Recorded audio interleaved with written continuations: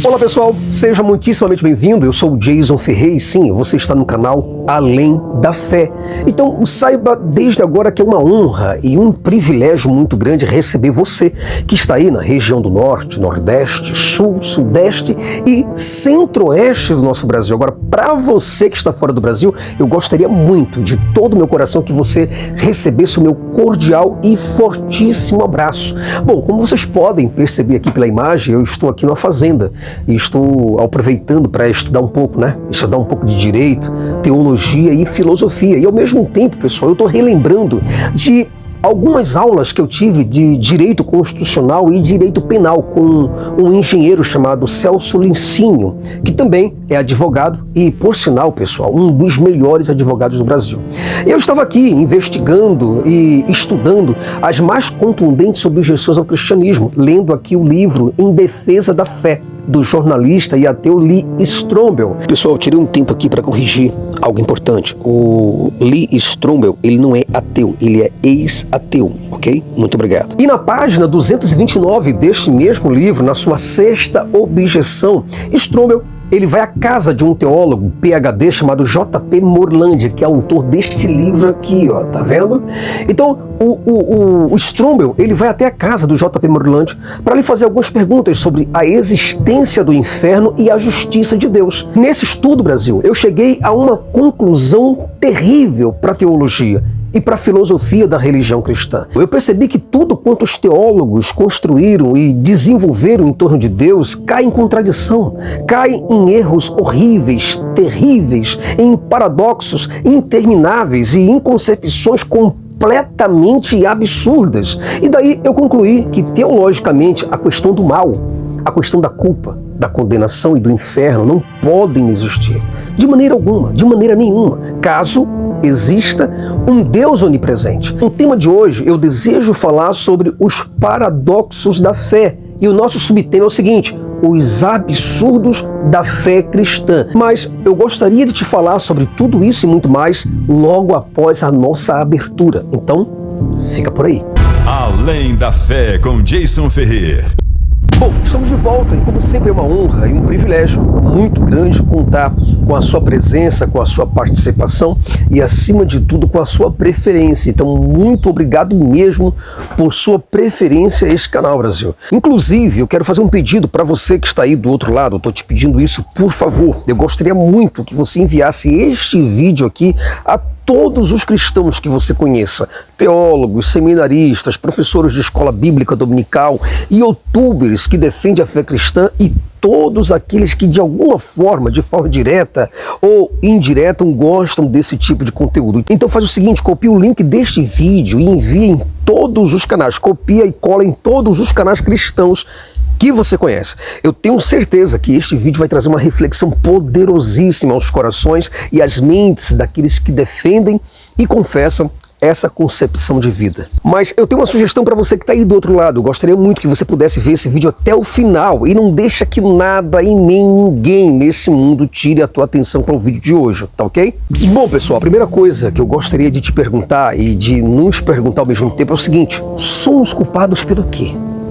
Muitos teólogos dizem que nós somos culpados. Por acaso nós somos culpados pelo pecado original cometido por Eva e por Adão?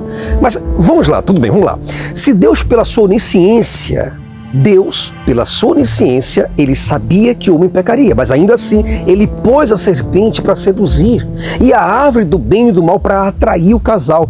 Então, por quê? Por quê? A pergunta é por quê e como Deus conseguiu plantar essa árvore no jardim? Outra coisa que é importante: se Deus é todo bem, se Deus é todo bom, se Deus é todo perfeito, todo justo, todo benévolo, onde foi que Deus conseguiu essa árvore com um conteúdo maldoso para colocar justamente no Éden? Agora, além da onisciência e da onipotência, nós vamos para um outro atributo incomunicável de Deus, que é o atributo da onipresença. Então, Brasil, sendo Deus onipresente, sendo Ele o tudo no todo, então a árvore contendo a parte má estava plantada em Deus. Agora, o grande problema disso tudo é que uma árvore contendo o mal, contendo a maldade, contendo o pecado, ela não poderia existir, porque ela existiria em Deus e não existiria em outro lugar, não haveria um outro espaço para ela existir, e logo, desde cara, isso já é uma contradição em si. E o que eu vejo é engraçado, é gozado, inclusive, eu vejo teólogos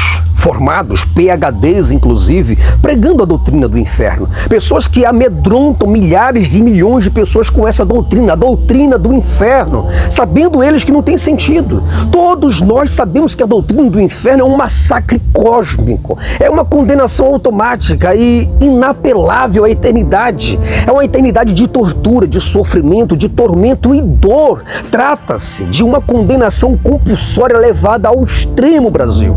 Sem contar que todos no inferno sofrem as mesmas consequências independentemente das circunstâncias. O inferno é uma reclusão, é uma prisão perpétua, é um lugar altamente covarde, que faz o presídio Carandiru parecer Disneylândia. E o inferno é um lugar sem esperança, sem possibilidade de redenção. É uma câmara de tortura, onde há toda espécie de crueldade, maldade e barbaridade. Pessoal, sem a menor dúvida, não coloca dúvida nesse negócio. A doutrina da condenação perpétua no inferno pode ser considerada a ideia mais absurda, a ideia mais imoral do mundo. Pensa comigo, só pensa comigo. Se o inferno existe, então onde está a proporcionalidade entre o crime e o castigo? Onde está a justiça nisso? O problema de muitos cristãos, de grandes autoridades, inclusive dentro do cristianismo, de outras modalidades cristãs, é que eles não fazem pergunta.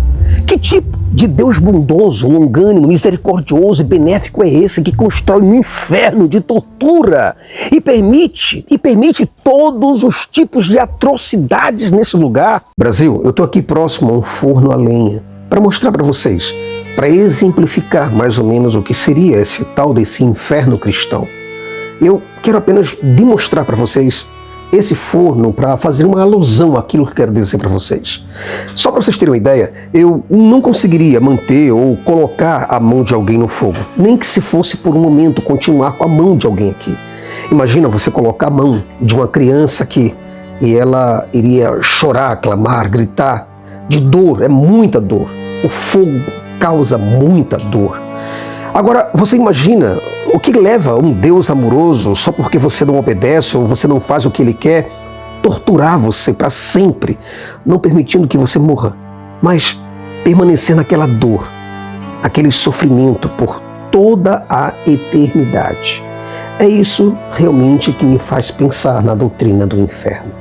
Eu gostaria que você do outro lado pensasse numa coisa: se Deus ele é onipresente, onde o inferno existe? Exatamente isso daí, você não entendeu errado. Estou te perguntando exatamente isso, mas Jason, que pergunta absurda é essa? Eu perguntei para você o seguinte: em que lugar existe o inferno? Qual espaço? Toda coisa necessita de um espaço para existir. Então, qual espaço existe onde Deus não exista? Ou onde Deus não esteja? Eu estou te perguntando justamente isso daí, sobre este lugar, porque este lugar é um local onde não existe paz, onde não existe felicidade, onde não há prazer, amor, misericórdia, benignidade, longanimidade, não existe justiça, não existe altruísmo, não existe bom senso, não existe civilização ou ética, etc e tal. Então, se não existe nada dessas coisas, aonde existe esse lugar? Deus sendo onipresente, esse lugar jamais poderia existir. Você não pode vir e dizer para mim que o inferno existe num lugar onde Deus não exista. Por favor, não comete esse erro. O inferno não poderia existir em canto algum, em espaço algum, porque Deus estaria em cada canto. Deus estaria em cada sítio, lugar, local, ambiente. área, superfície, profundidade, extensão, altura, largura, zona, recinto, universo, atmosfera, num campo, ou um setor, num âmbito, numa esfera, qualquer lugar, Deus vai estar. Então, por mais que você do outro lado tente arrumar um local para o inferno, vai ser muito difícil um lugar que não há paz, que não há felicidade, que não há prazer e que não há amor existir. Mas aonde vai existir? Se Deus é tudo. Deus sendo onipresente, não há hiatos, meu amigo, minha amiga, você que está do outro lado. Não há intervalos, não há falta, não há uma lacuna, não há um vácuo, não há uma entrelinha. Não existe vazio, não existe distância, não existe um vão, porque Deus seria absolutamente o tudo no todo.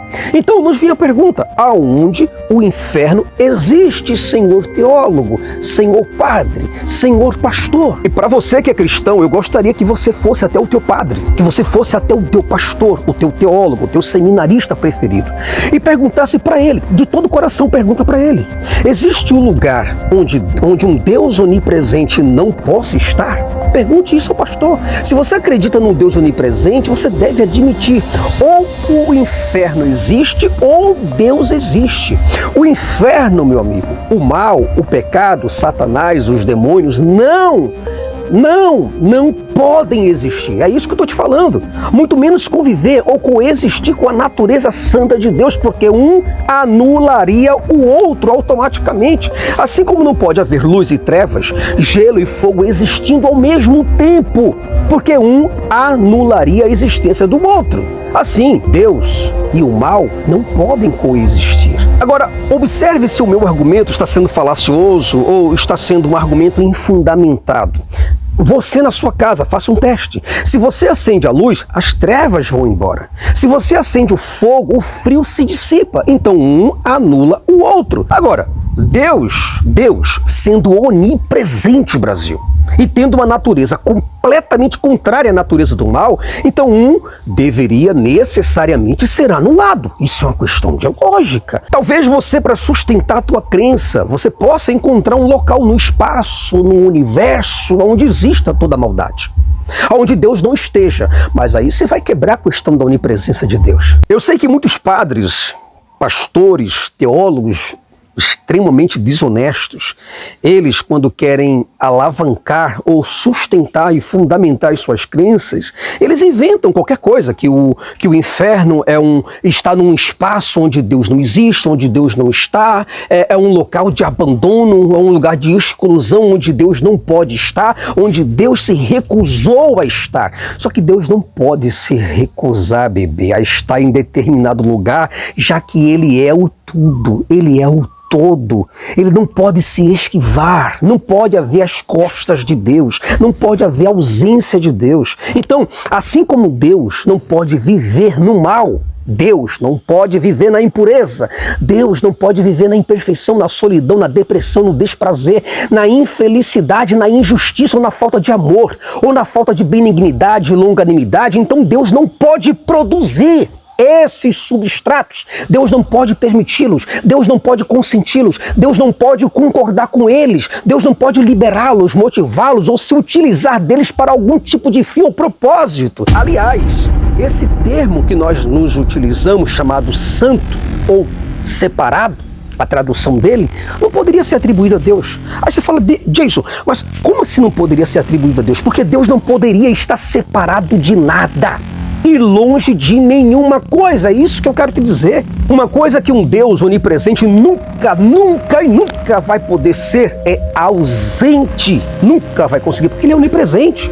Então, um Deus que é onipresente é um Deus que não pode deixar de ser Deus. Tu compreende isso? Ele não pode deixar de ser Deus, ainda que Ele quisesse. Ele não pode deixar de ser onipresente. Então, essa ideia de encarnação de Deus na pessoa de Jesus é a ideia mais absurda e mais esdrúxula já inventada, porque ela é completamente ilógica, sem sentido, sem fundamento, sem razoabilidade, sem inteligência e sem a menor das menores da racionalidade. Bom, Brasil, chegamos ao fim de mais um vídeo, chegamos a esta conclusão e, como sempre, eu trago uma conclusão e uma reflexão poderosa aos corações e às mentes daqueles que nos assistem.